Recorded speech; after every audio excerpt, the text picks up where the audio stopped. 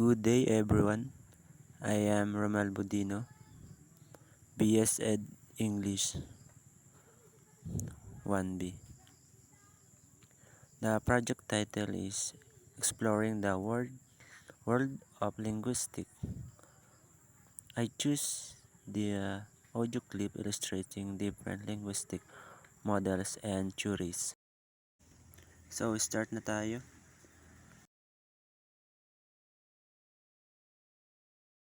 Hello everyone. Today we are exploring a fascinating theory called behaviorism.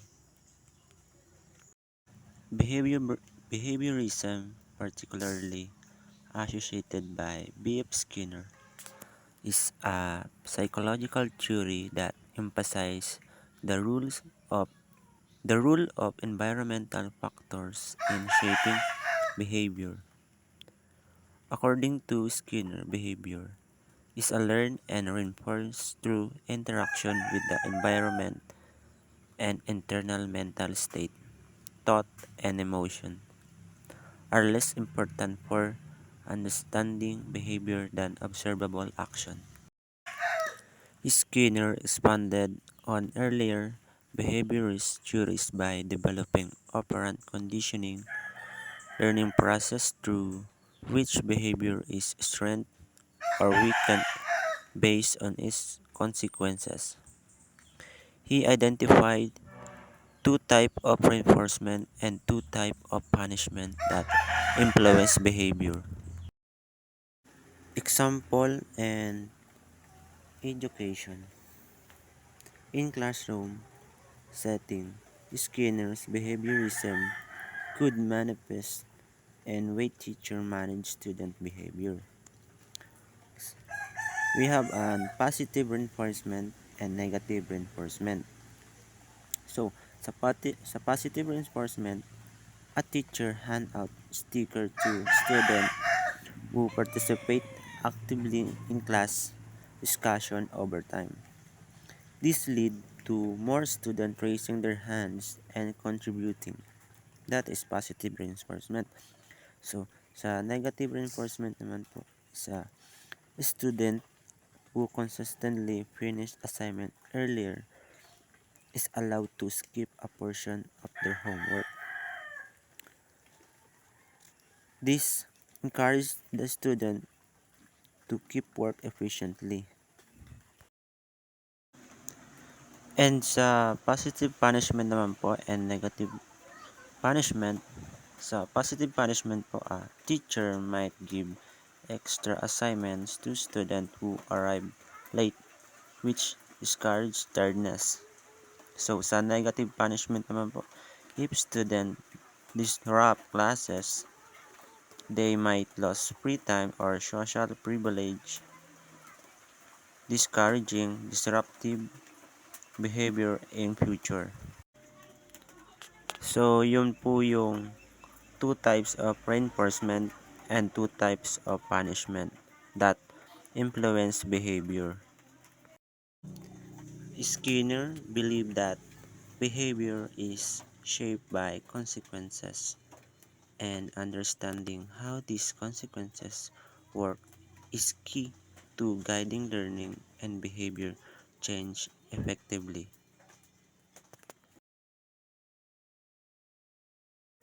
So, dito na po tayo sa next sa nativism and innatism proposed by Noam Chomsky.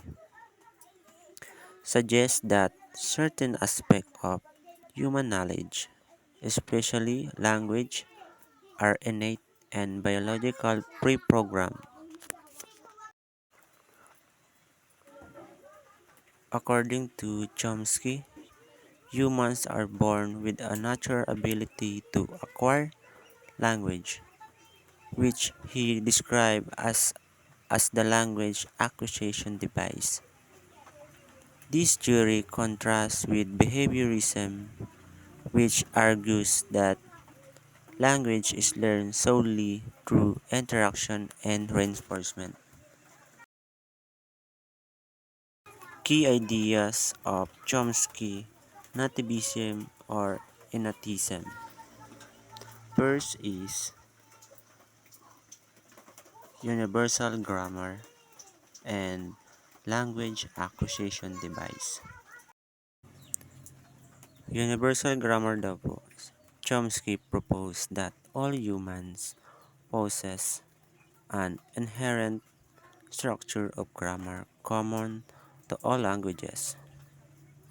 This universal grammar provides the foundation for learning in any language.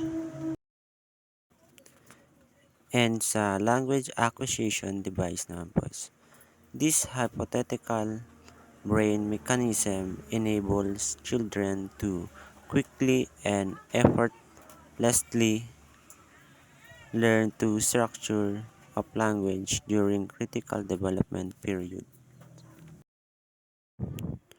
We have an example in children learning language and poverty of stimulus. First is children learning language. Children, even without direct instruction or exposure to formal grammar lessons, quickly acquire the rules of their native language. For example, a 3 years old might correctly say, I am running without having been explicitly taught verb conjugation or grammar rules. This supports Chomsky's claim that children are born with an innate understanding of grammatical structures. Example naman po natin sa poverty of stimulus. This refers to the idea that children are not exposed to enough language input to account for their rapid mastery of complex grammar. So dito naman po tayo sa poverty of stimulus. This refers to the idea that children are not exposed to enough language input to account for their rapid mastery of complex grammar. For example, even if a child hears imperfect or incomplete sentences from adult, they can still infer the full grammatical rules and form coherent sentences. A child might hear the dog is and infer that missing word is a verb like barking or running, showing an innate grasp of syntax.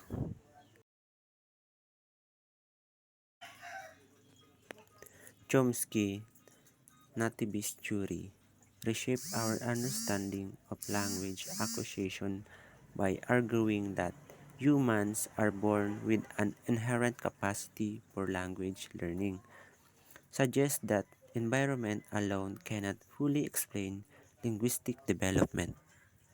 So, yun lang po ang nativist theory ni Noam Chomsky.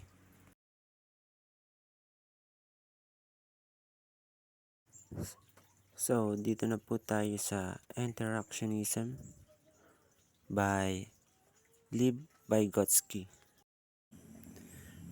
Interactionism daw po is as developed by Lev Vygotsky emphasize the role of social interaction and cultural context in cognitive development. According to Vygotsky, learning occurs through interaction with more knowledgeable individuals like teachers, parents, or peers who guided learners develop.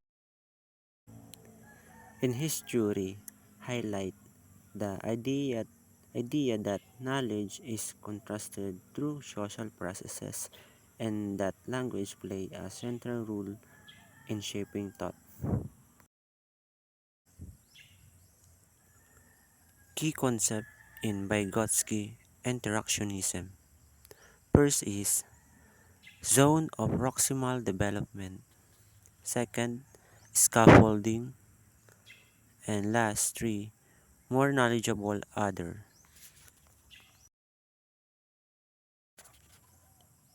So, dito muna tayo sa zone of proximal development. This is the gap between what a learner can do independently and what they can achieve with guidance or collaboration. Learning is most effective when a learner is working within this zone. Second, scaffolding. This refers to the support provided by teacher or peer to help a learner accomplish a task within their CPD or zone of proximal development. The support is gradually removed as the learner becomes more proficient or the last, more knowledgeable others. This could be a teacher, parent, peers, or anyone who has better understanding of the subject or task than the learner. We have an example of interactionism. First is learning through guide interaction. Second, language development and social settings. Third is collaborative learning in the classroom. We have an example of interactionism in learning through guided interaction. So, imagine a child learning to solve a puzzle. On their own, the child may only be able to fit a few pieces together, what they can do independently. With the help of parent or teacher who provide hints or show them strategies such as matching color or edges pieces, the child is able to solve the puzzle more efficiently. This assistance is example of scaffolding where the adult provides support with the child, a zone of proximal development. Next is language development and social settings.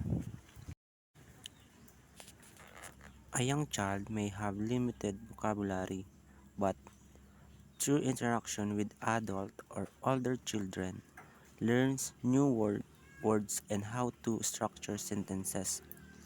For example, when a parent asks the child to describe a picture in a book, they might offer clues like "What is the cat doing?"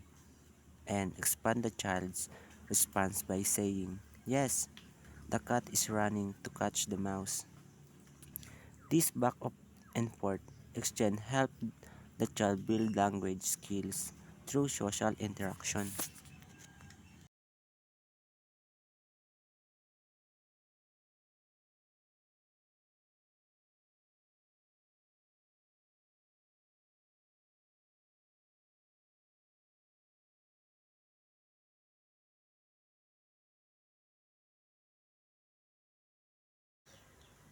This slide naman po is for monitor models by Stephen Krashen's.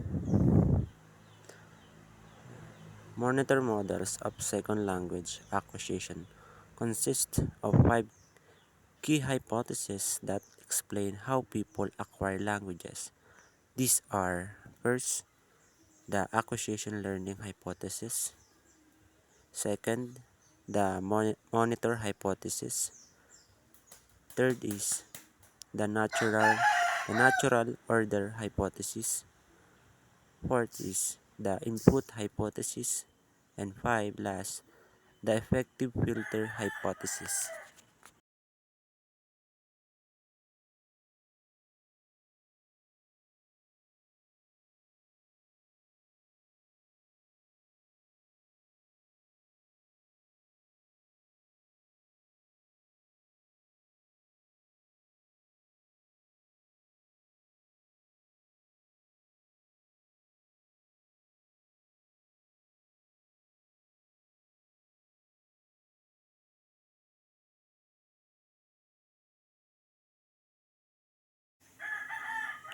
So we start for the acquisition learning hypothesis. Question distinguish between two ways of developing language proficiency. It is the acquisition and learning. Acquisition, a subconscious process similar to how children acquire their first language. It involves natural communication and result in a feel for the language. Learning is conscious process involve explicit teaching of grammar and rules. This is often associated with formal education and language study. Krashen argues that acquisition is the most important for true language competence while learning plays a minor role. For the second, the monitor hypothesis. This hypothesis explains the relationship between acquisition and learning. According to Krashen, consciously learn language. The monitor only acts as an editor or corrector. We use it to polish or fine tune what we have already acquired. The monitor is helpful only when three conditions are met. First is time is available. Second, the speaker focuses on form, not meaning. Third is the speaker knows the rules of the language. Uh, In most everyday communication, we rely more on acquired knowledge than on the monitor. For third is the natural order hypothesis. Language learners acquire language structure in predictable sequence, much like children acquire their first language. These sequences tend to be the same across individuals and cultures, regardless of the language being learned. However, this order does not always correspond to the order in which language structure are taught in class. Fourth is the input hypothesis.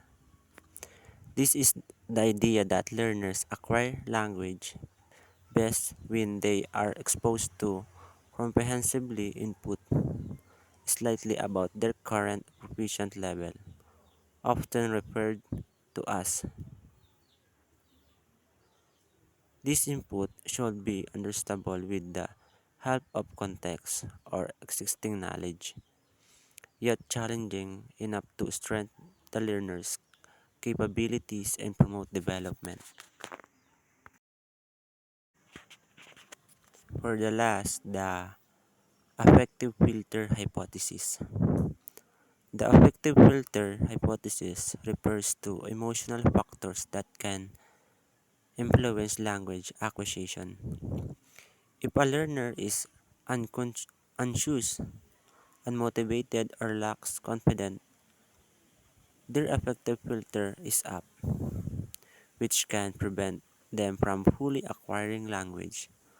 Conversely, a relaxed, motivated, and confident learner has a low affective filter which promote better language acquisition. Krashen's theories emphasize the importance of natural communication, comprehensively input, and reducing anxiety in language learning. I hope you learn. So thank you for your listening.